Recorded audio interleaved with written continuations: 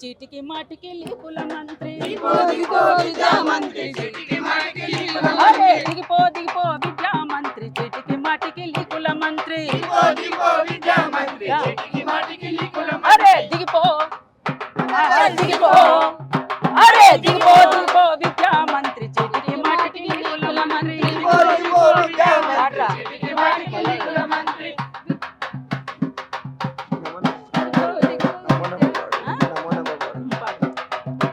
Neat paper leakage పైన ఒక్కసారి కాదు అనేక సార్లు లీకేజీలకు బాధ్యత వహించాల్సినటువంటి పరిస్థితిలో ధర్మేంద్ర ప్రధాన్ ఉన్నాడు. ఈయన సెంట్రల్ మినిస్టర్.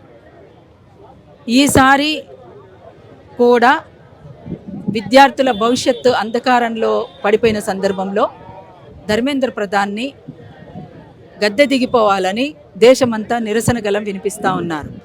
ఇట్లాంటి సమయంలో వీళ్లకు అంటే ఈ విద్యార్థులందరికీ కూడా ఈ నిరసన గలం వినిపిస్తున్న వాళ్ళకి అండగా నేను ఉంటానని చెప్పేసి పర్యావరణవేత్త విద్యావేత్త అయినటువంటి సామాజిక ఉద్యమాలు కొనసాగిస్తున్నటువంటి సోషల్ కాన్షియస్ ఉన్నటువంటి వ్యక్తి సోనం వాంగ్చుక్ తను నిరాహార దీక్ష చేస్తున్నాడు.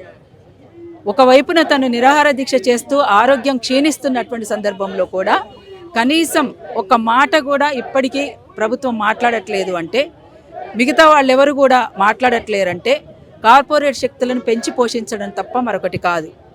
ఇవాళ మొత్తంగా చూసుకుంటే సర్కార్ బడులన్నీ కూడా మూతబడుతున్నాయి, మూసివేస్తామంటున్నారు బాహాటంగా. ఇప్పుడు విద్య ఎవరికి అందుబాటులో ఉండాలి? కొనుక్కునే వాళ్ళకు మాత్రమే అందుబాటులో ఉండాలి, చదువుకునే వాళ్ళకు కాదు.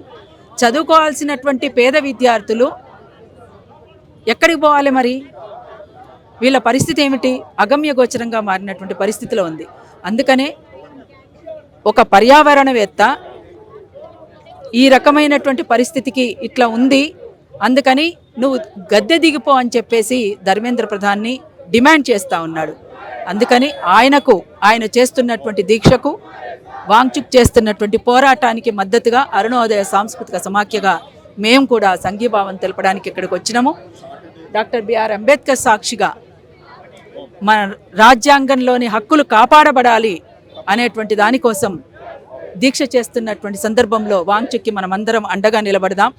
దేశమంతా కూడా వాంగ్చుక్కి అండగా నిలబడింది. ఇంకా మిగతా వాళ్ళంతా కూడా అండగా నిలబడాల్సినటువంటి అవసరం ఉంది. ధర్మేంద్ర ప్రధాన్ వెంటనే రాజీనామా చేయాల్సినటువంటి అవసరం ఉంటుంది.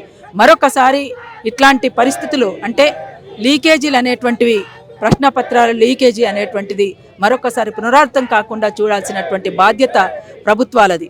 కార్పొరేట్ శక్తిని పెంచి పోషిస్తూ కార్పొరేట్ సిస్టమ్ని అందరినీ కూడా వాళ్ళే పాలనను కొనసాగించే విధంగా తీసుకొచ్చినటువంటి పరిస్థితి బహుశా ఎక్కడా లేదనుకుంటాను మన దేశంలో తప్ప. అందుకని ఇది సరైన పద్ధతి కాదు, దీన్ని విరమించుకోవాలని చెప్పేసి తెలియజేస్తా ఉన్నాం.